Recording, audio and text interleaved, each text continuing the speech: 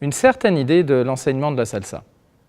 Il y a beaucoup de cours de salsa qui se sont construits comme ceci.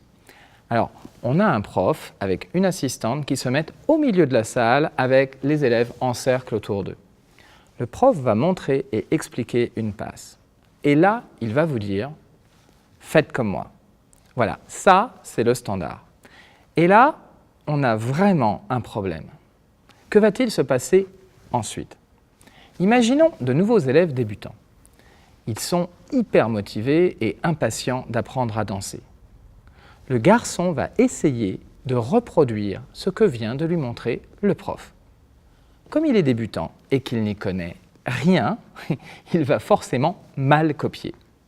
Il va donner une impulsion fausse à sa partenaire.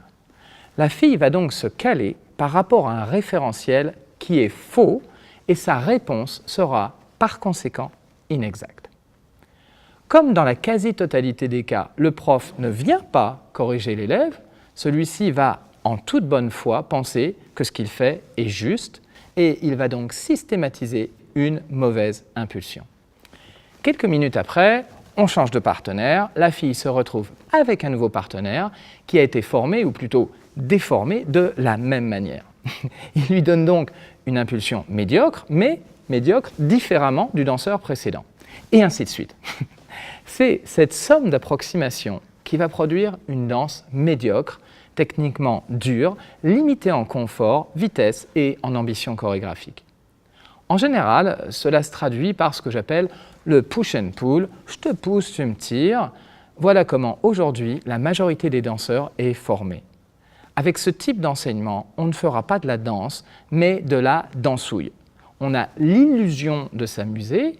En réalité, on passera complètement à côté des vraies sensations que procure une danse bien construite. J'ai donc cherché à proposer autre chose à travers Salsa Move. Je cherche à former des danseurs et des danseuses intéressants. Les élèves participent à des cours collectifs et nous validons systématiquement chaque mouvement de base avec chacun et chacune. Mais en plus, et c'est là que nous allons faire la différence, nous organisons, en général les week-ends du premier trimestre, des ateliers en mini-groupes.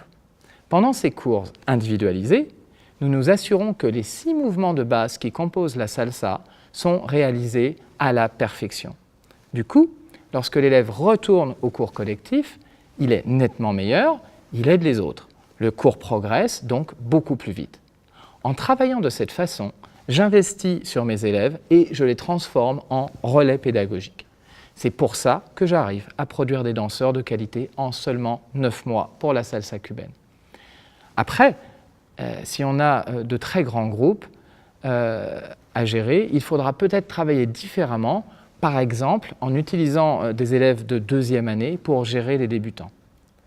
Au passage, c'est ce que nous proposons à nos élèves. Le fait d'être assistant leur permet de parfaire leur technique car ils devront se montrer exemplaires. Donc, en clair, il y a les animations de danse de type « faites comme moi » et il y a les cours de danse où le prof met en œuvre les moyens pour que les élèves puissent acquérir les bases essentielles. La réussite de votre danse repose sur la qualité de l'impulsion donnée par le danseur et sur la disponibilité de sa danseuse à la recevoir. C'est donc quelque chose de très précis.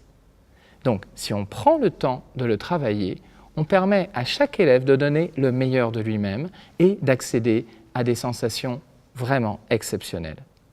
Rappelez-vous, le bon prof, ce n'est pas celui qui danse bien, c'est celui dont les élèves dansent bien. À bientôt sur Salsa Move.